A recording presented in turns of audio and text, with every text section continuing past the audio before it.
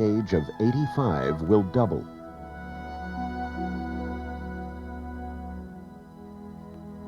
In the year 2030, those over 65 will number 50 million.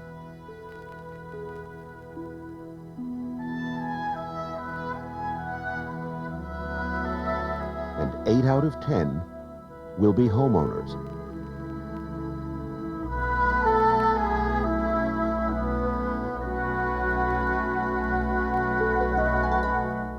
The kind of housing that we've been building in this country has been termed Peter Pan housing. It's designed for people who will never grow old, but our population is graying at a very high rate.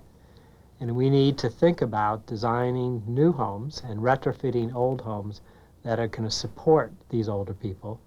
Home is where we all wish to live and age. Unfortunately, for some, aging at home is difficult. That's why we need to develop innovative and inexpensive ways of adapting homes to make them safer and more user-friendly. In response to this need, several projects have been developed throughout the country. The Fire-Safe Adaptable Home in Maryland is an example of a new home construction featuring adaptable design. Another innovative project is the Housing Resource Center in Cleveland, Ohio, a demonstration home providing examples of user-friendly renovations in an older home.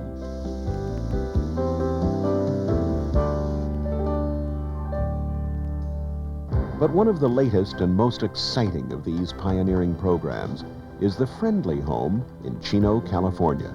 The Friendly Home project is essential to the campaign to educate the public and builders to the need to make homes safer and more accessible for older people. The National Council on the Aging and its Institute of Senior Housing, the Southern California Gas Company, and Lewis Homes formed a coalition to build this model home, this friendly home, which will serve as a guide, as a specimen for use in the entire country. An adaptable home is a home that makes it possible for the individual or the family to remain in the home despite changing circumstances. Older people need more supportive housing features than younger people. They need homes that are accessible, that are safe, that are comfortable, and make it easier to do tasks of living that we normally take for granted. In this house, there are a lot of features that are passive, invisible, you don't see them, but they're adding to your safety and comfort.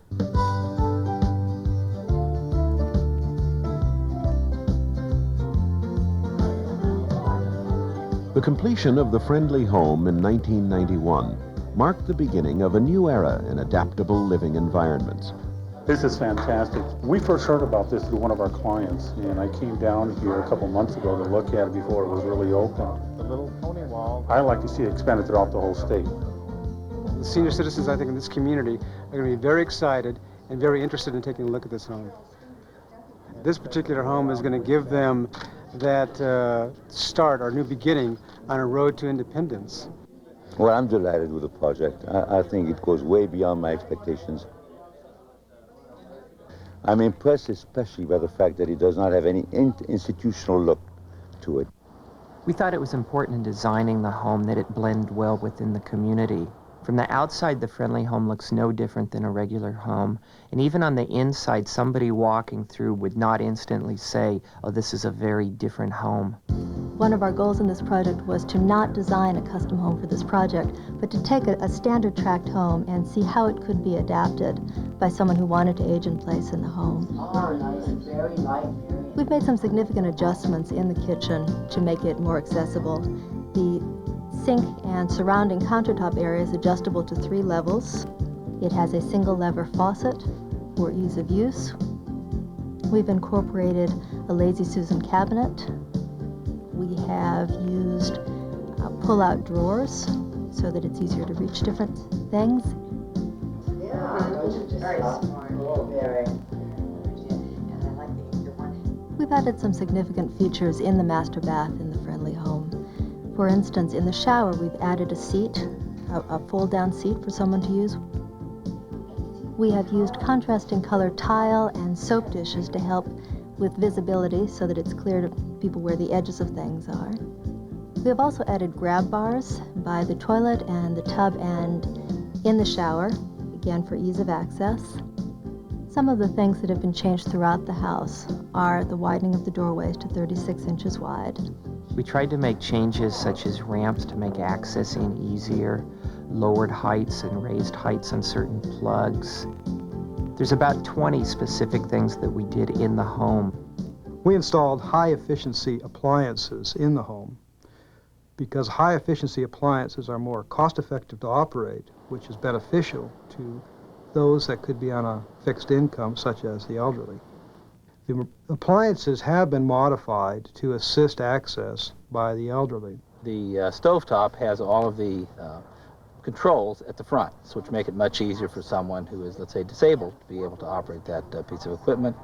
We think the Friendly Home will offer a lot of lessons to the new home builders in designing homes in their new subdivisions, but we think even greater lessons will be provided for people living in their existing homes or for remodelers to show that it's not necessary to move away from one's neighborhood. Staying in one's own neighborhood is very important for 89-year-old Ione Granis of Los Angeles. Well, I've lived here a good 27 years, and I plan to stay as long as I'm able to handle the situation. I think to maintain one's independence is awfully important to health and to satisfactions and to reasons for living.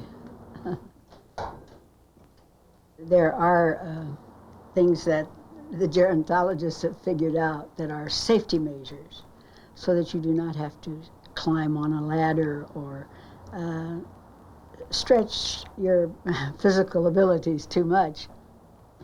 Storing my dishes when I have company, I have to climb, and I think that's a mistake, and there should be storage space lower down. I think now I would love to have grab bars here in the shower, be easier to get out and pull up on if you're taking a bath. I can see where it could become a problem, especially if I have arthritis in the knee, so sometimes getting up and down, I need a little help. 1 to 2 million older people in their own homes now need basic modifications that they don't have now. So we're talking about a substantial number of older people out there living in their own homes who need grab bars, who need better lighting, who need wheelchair accessibility. With many older people living on fixed incomes, the cost of home improvements can be a concern. Keep in mind there are options suited to various budgets.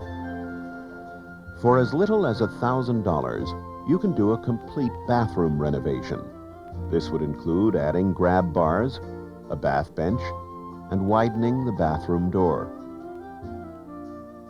A budget of $2,500 will provide you with even more options to choose from.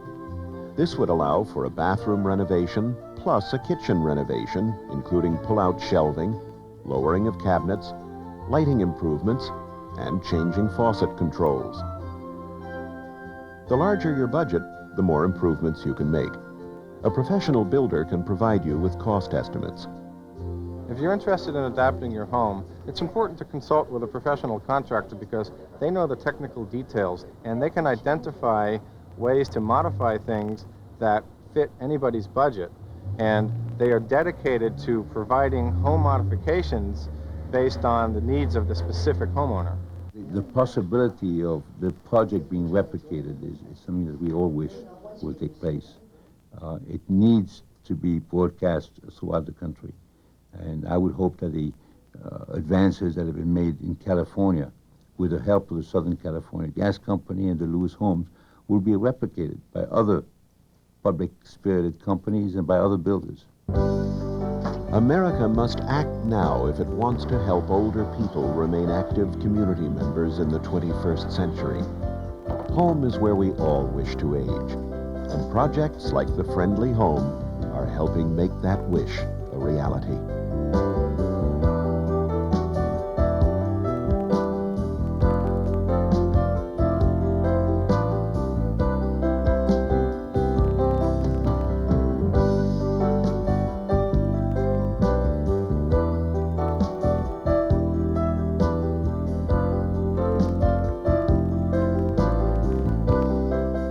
information on home adaptation services, contact the National Council on the Aging.